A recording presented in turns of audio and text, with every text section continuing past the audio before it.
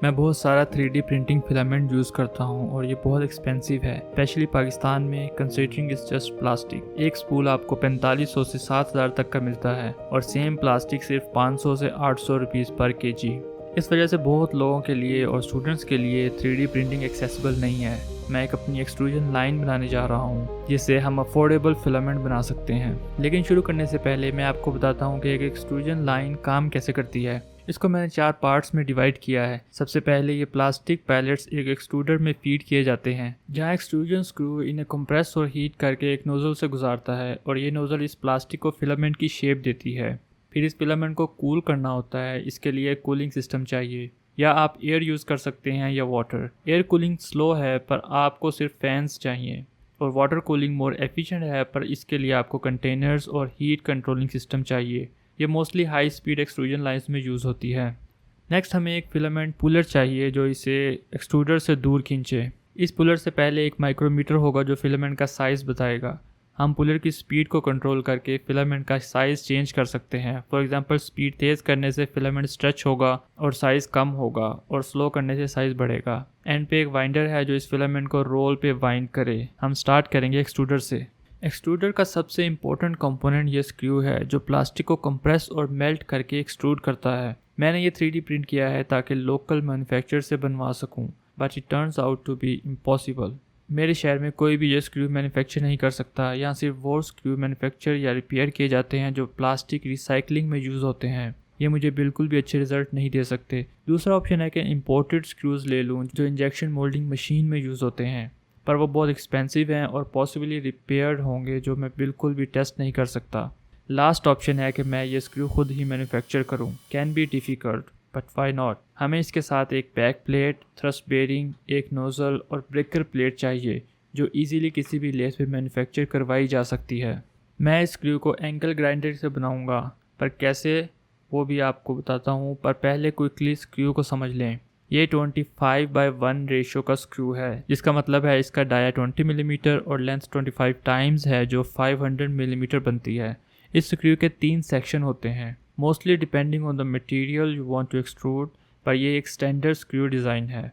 First 1/3 part feed होता है। इसमें प्लास्टिक पैलेट्स बैरल में फीड किए जाते हैं। स्क्रू की डेप्थ मैक्सिमम और सेम रहती है। फिर आता है कंप्रेशन सेक्शन जहाँ डेप्थ ग्रेजुअली कम हो जाती है। यहाँ प्लास्टिक पैलेट्स कंप्रेस होकर हीट जनरेट करते हैं जिससे ये मेल्ट भी होते हैं।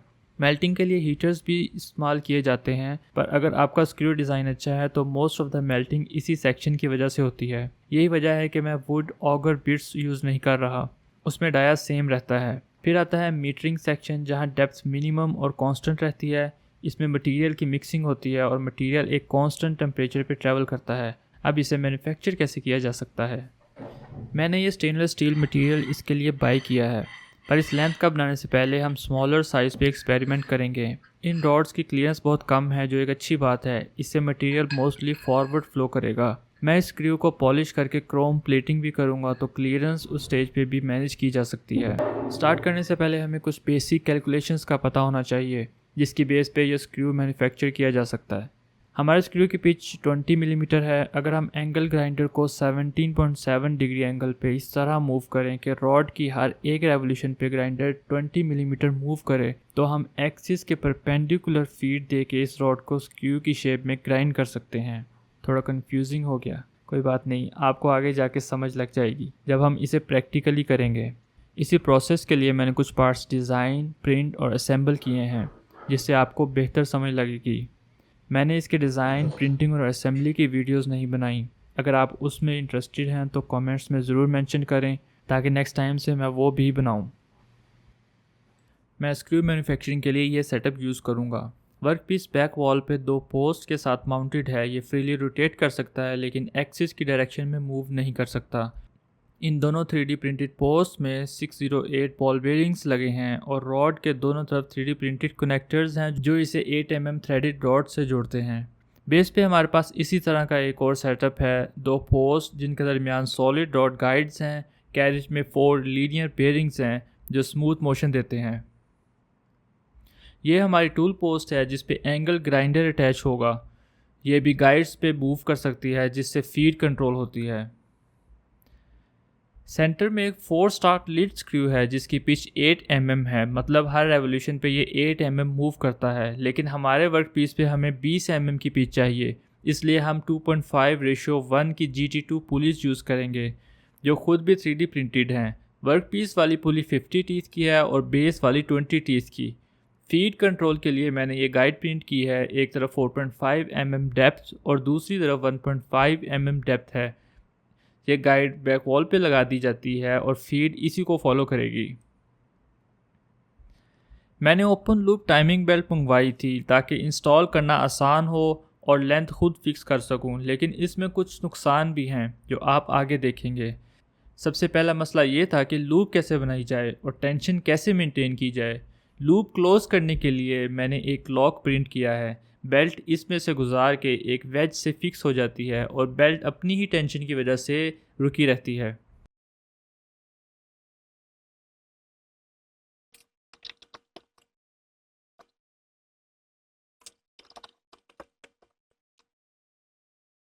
टेंशन मेंटेन रखने के लिए मैंने एक टेंशनिंग पुली भी प्रिंट की जो पहले से बनाए गए स्लॉट में फिट हो जाती है।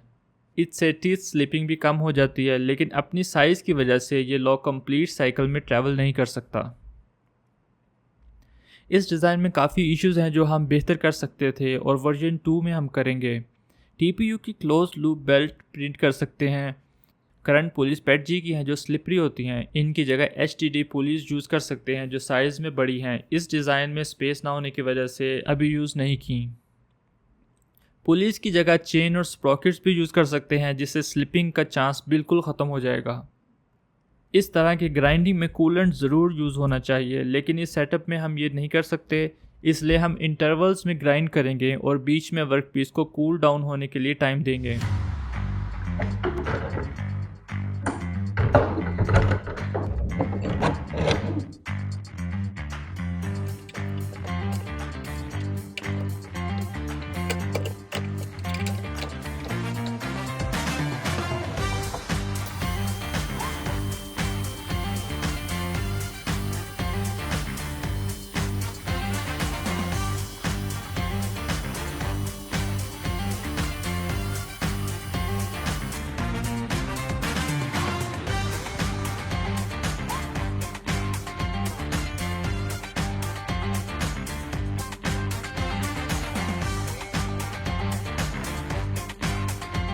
ग्राइंडिंग काफ़ी स्लो है क्योंकि मटेरियल पाउडर की फॉर्म में रिमूव हो रहा है।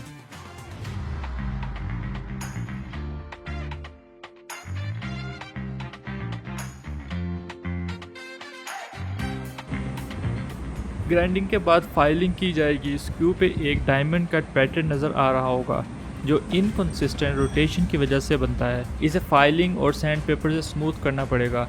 नेक्स्ट वर्जन में इसके लिए कांस्टेंट स्पीड मोटर यूज़ कर सकते हैं।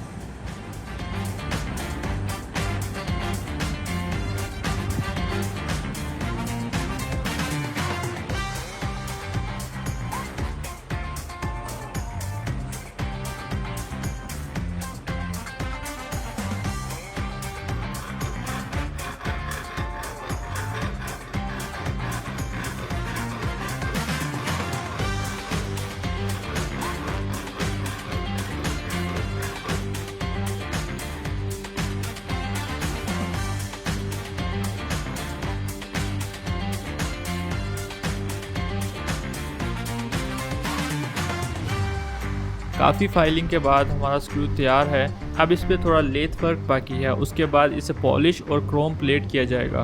अगली वीडियो में हम बैरल और नोज़ल की मशीनिंग करेंगे। इस प्रोजेक्ट की 3D प्रिंटेबल फाइल्स आप betterb3d.com से डाउनलोड कर सकते हैं। See you next time.